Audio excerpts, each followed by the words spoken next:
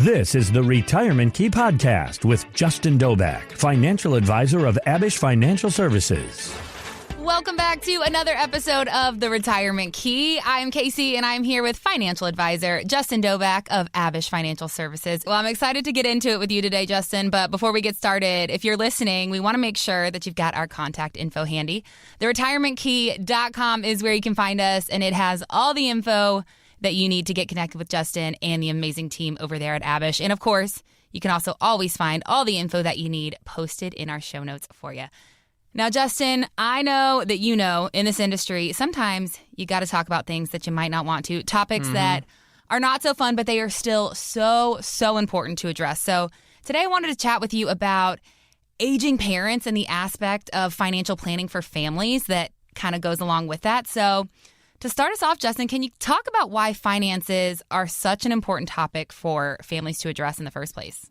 Yeah, absolutely. And this is something that I talk with on, maybe not a daily basis, but definitely at least several times a month. And it really boils down to all the people that I'm talking about, right? As a retirement planner, right? They have been solely focused, for the most part, on themselves or their kids for their entire working careers. And they sometimes fail to neglect the reality that now their parents are getting older and really getting older into the years where we start have to worrying about care, health concerns, things like that. And I get countless questions on, Justin, how do I approach this?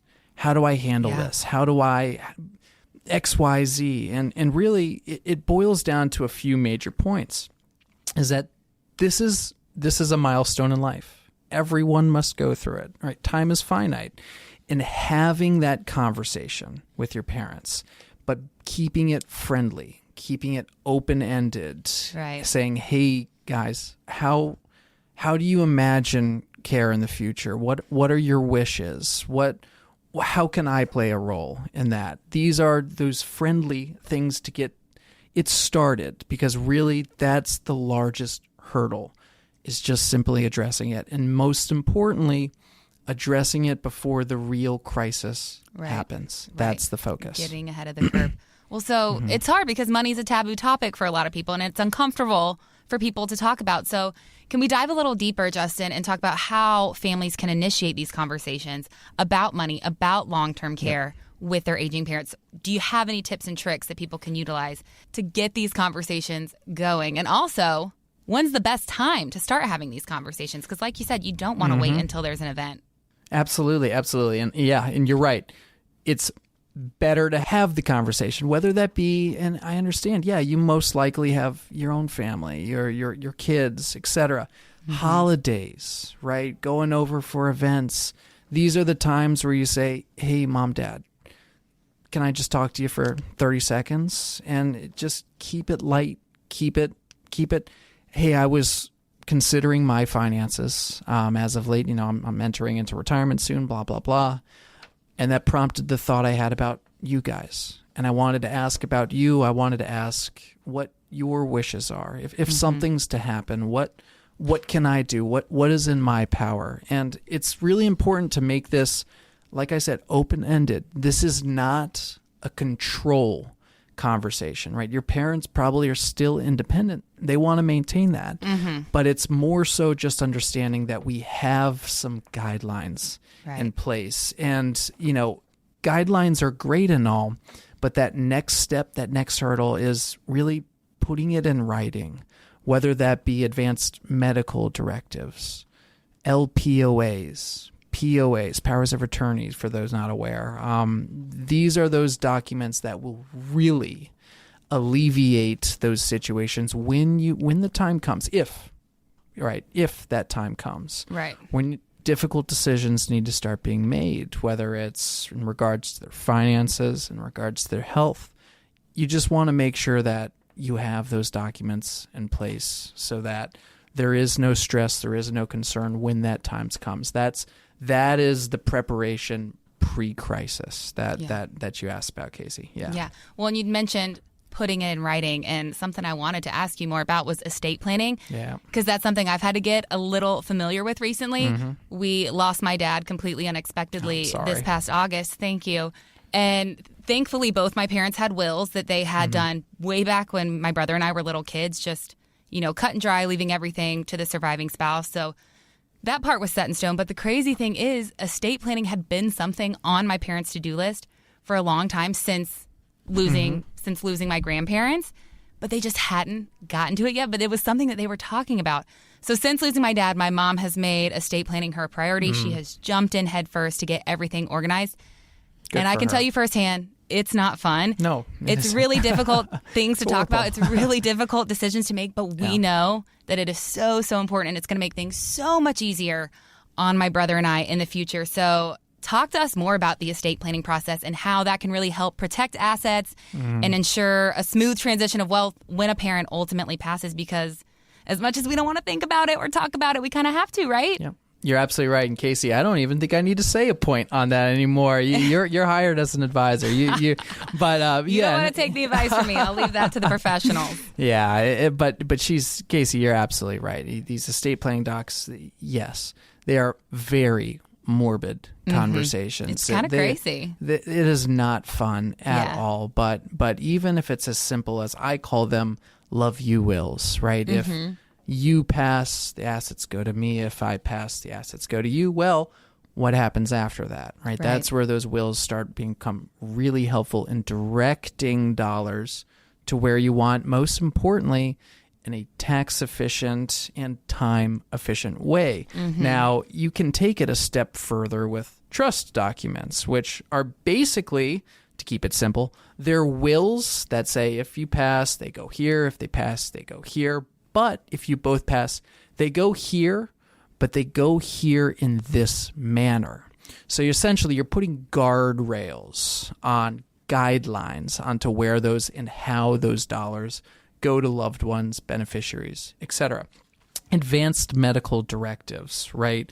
Probably the hardest conversation to have is someone in hospice or, end of life stage. What do they want? And instead of doctors and nurses coming to obviously grieving and distressed family members and saying, what do you want to do? It's there. The decision's made. It makes it so much easier on everyone in the family. I've seen this time and time again where people said, I really thought it was quite ridiculous getting these things set up and established. I didn't want to think about it. But now that that's said and done, it quite literally paid its weight in gold. And as well as powers of attorney, right? With people living longer and longer these days, mental health with all of us, but we're talking dementia, things like that. Having those documents already in place jumps a very, very large hurdle of trying to establish those things once the mind has already started to deteriorate a little bit. These are, yes, tough conversations, but they will make sure that when the time may happen, that everything goes as smoothly as possible and that everyone is taken care of and there's no headache, no heartbreak. That's really the purpose of these documents. And if that's something that concerns any one of the listeners, have a conversation with us, right? This is something that we happily advise on to make sure that you're going in the right direction. And that's the focus of today is just simply having the conversation, getting that roadmap in place. Yep. Yeah. One less thing to worry about when you're already going through a really tough time. So that's it. Justin, before I let you go, I want to ask you this. If someone's listening, but maybe they're not sure if their parents are in the place yet where they need to initiate these conversations or if they need to, step in, could you maybe give us some red flags that you think adult children need to be on the lookout for that may indicate an aging parent needs a little bit more assistance with their finances? What should we keep our eyes peeled for? Yeah, absolutely. Some of the major red flags are, missed bill payments or some out of the normal spending habits, maybe confusion over very basic financial conversations, distributions, etc., as well as an increased need of the children's help, maybe saying, hey, can send me some money here, right? That's an immediate red flag. Just saying, why do you need that? And again, bringing up those conversations in a friendly manner, right? It is always the best option.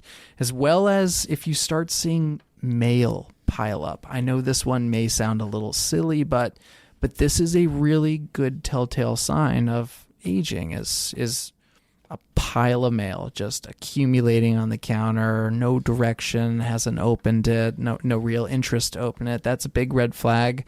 As well as a increase in interest for, and I'm going to put my bunny ears up here for those listening, to risky investments that just sound too good to be true. I think we all joke about the QVC, right? The jewelry channels, things like that. Just be conscious of that, and a lot of times these patterns, these habits are completely innocent and there is nothing going on in the background, but it's just something to be cognizant of, because if they start compiling together, that's when, okay, maybe we need to start having those conversations. So just a heads up for those few things. That's what I've seen in my experience. That's what I've had conversations with clients with in the past. Yeah. I think those are the key points. All right. Well, Justin, this has been great information. Like we said, we know that these conversations are not fun to have with your loved ones, but they are so, so important. So, crucial. Justin, to our listener tuned in today, maybe they've got some questions. They want to schedule some time, sit down, have a chat with you.